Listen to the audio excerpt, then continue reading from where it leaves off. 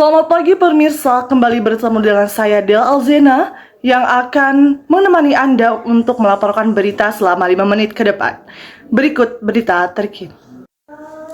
Baiklah pemirsa, berita pagi ini masih mengenai kelas komunikasi dan penyiaran Islam Universitas Sultan Maulana Hasanuddin Banten, yang dimana masih mengadakan kelas kegiatan belajar mengajar mengenai kajian etika dan hukum dalam jurnalisme data serta menganalisme investigasi, analisis perbedaan dan tantangannya.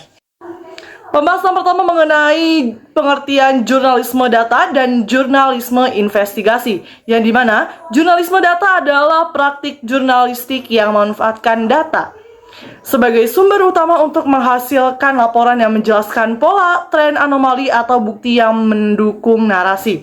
Karya jurnalisme data biasanya melibatkan pengumpulan, pembersihan, analisis kuantitatif, verifikasi silang, dan visualisasi data untuk menyampaikan temuan secara jelas kepada pembaca. Jurnalisme data memiliki ciri atau karakteristiknya. Yang pertama itu data sebagai sumber utama, bukan hanya pernyataan narasumber. Yang kedua itu proses teknis meliputi ekstraksi, pembersihan, penggabungan, analisis statistik sederhana atau lanjutan, dan visualisasi.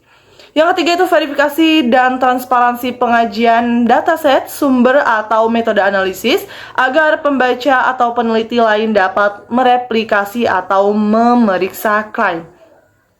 Yang terakhir itu ada interdisipliner, memerlukan kemampuan jurnalistik tradisional dan keterampilan data.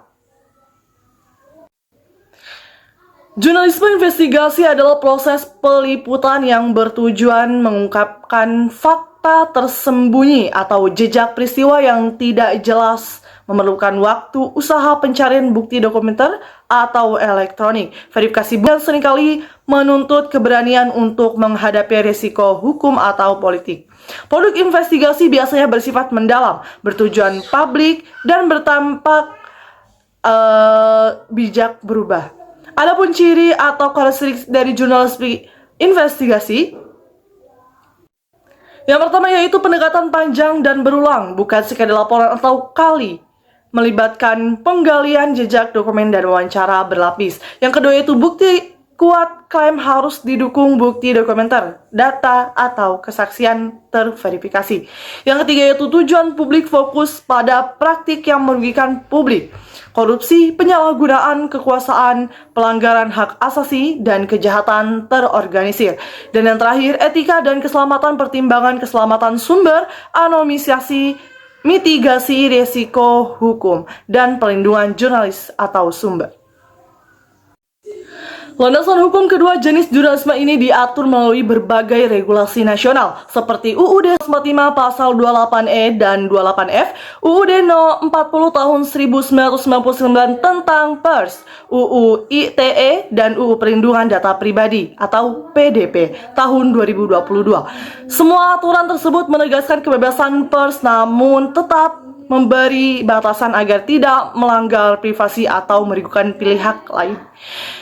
Adapun etika menjadi fondasi utama dalam praktik jurnalistik modern. Kode etik jurnalistik atau KEJ menuntut akurasi, keberimbangan, independensi, dan tanggung jawab sosial.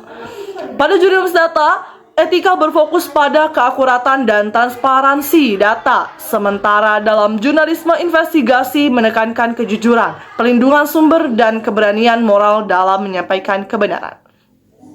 Perbedaan penerapan hukum juga muncul secara nyata. Jurnalisme data cenderung menghadapi persoalan hukum terkait pengelolaan dan privasi data, sedangkan jurnalisme investigasi lebih rawan pada tuduhan pencemaran nama baik atau pelanggaran hak privasi akibat temuan lapangan yang sensitif. Tantangan di era digital semakin kompleks. Jurnalistik menghadapi resiko disinformasi, tekanan kecepatan publikasi, bias algoritma, hingga ancaman keamanan cyber. Di sisi lain, muncul pula persoalan clickbait dan penurunan kredibilitas media akibat persaingan ekonomi dan politik. Nah, solusi yang diusulkan mencakup peningkatan kompetensi digital dan hukum bagi jurnalis, pembaruan kode etik, kolaborasi lintas lembaga, serta pendidikan literasi media kepada publik. Langkah-langkah ini penting untuk menjaga keseimbangan antara kebebasan pers, kepatuhan hukum, dan tanggung jawab etis. Keseimbangan antara kebebasan pers dan patuhan hukum merupakan syarat utama kecepatan publikasi, bias algoritma, hingga ancaman keamanan cyber. Di sisi lain, muncul pula persoalan clickbait dan penurunan kredibilitas media akibat persaingan ekonomi dan politik. Nah, solusi yang diusulkan mencakup peningkatan kompetensi digital dan hukum bagi jurnalis, pembaruan kode etik, kolaborasi lintas lembaga, serta pendidikan literasi media kepada publik. Langkah-langkah ini penting untuk menjaga keseimbangan antara kebebasan pers, kepatuhan hukum, dan tanggung jawab etis. Keseimbangan antara kebebasan pers dan patuhan hukum merupakan syarat utama jurnalisme yang sehat. Jurnalisme dituntut tidak hanya cepat dan berani, tetapi juga cermat, akurat, serta paham konsekuensi moral dan yuridis dari setiap karya yang diterbitkan. Baiklah pemirsa, mungkin itu saja berita terkini yang dapat saya sampaikan. Terima kasih dan sampai jumpa.